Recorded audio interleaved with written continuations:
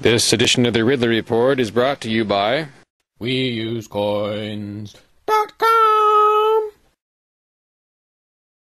The Republicans will be voting here in this location. Hello, this is Ron Paul with your weekly update for July 2nd.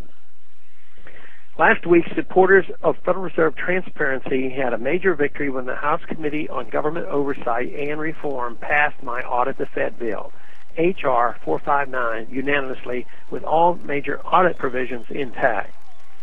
This clears the way for a House floor vote expected sometime in late July, and with a whopping 263 co-sponsors, the chances of it passing have never looked better.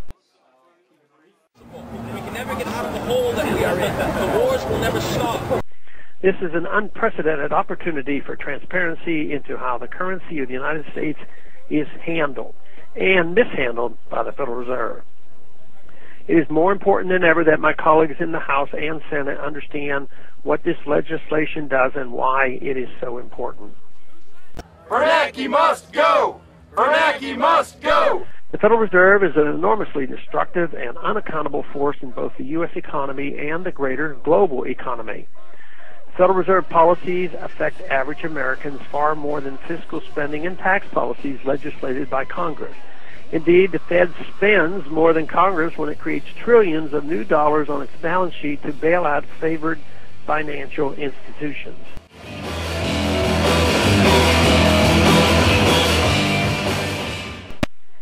For several decades, the Fed has relentlessly increased the supply of U.S. dollars, both real and electronic, and kept interest rates artificially low.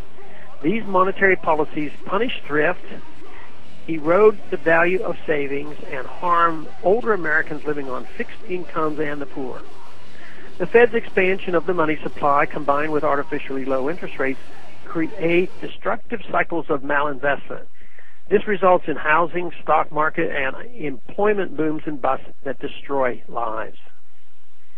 While the Fed was created by Congress, current law prohibits Congress from fully auditing the Fed's monetary policies, especially the Fed actions that impact Americans the most. The Fed's financial statements are audited annually, but the Fed's monetary policy operations are exempt from audit.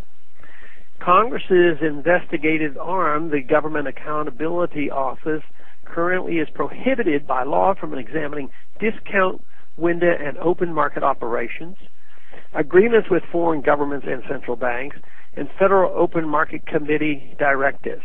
It is precisely this information that should be made public.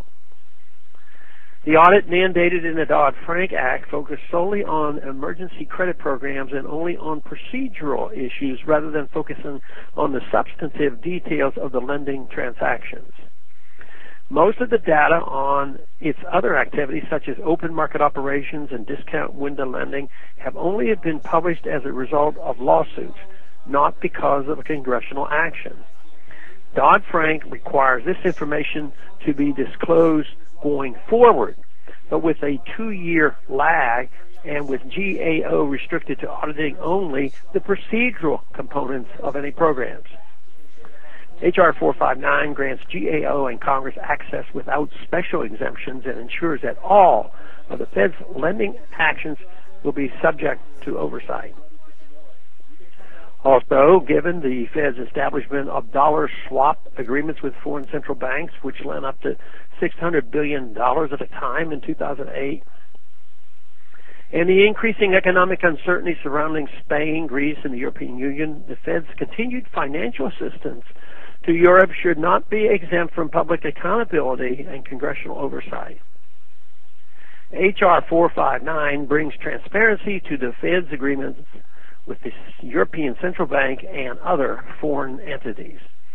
H.R. 459 does not limit the focus of the audit, making a full audit finally possible. An entity that controls the value and the purchasing power of the dollar should not be permitted to operate in the dark without oversight by Congress and accountability to the people. The Fed needs transparency, and H.R. 459 would provide it. We now have this opportunity to ensure solid passage of H.R. 459 on the House floor, then the Senate floor, and have it promptly signed into law.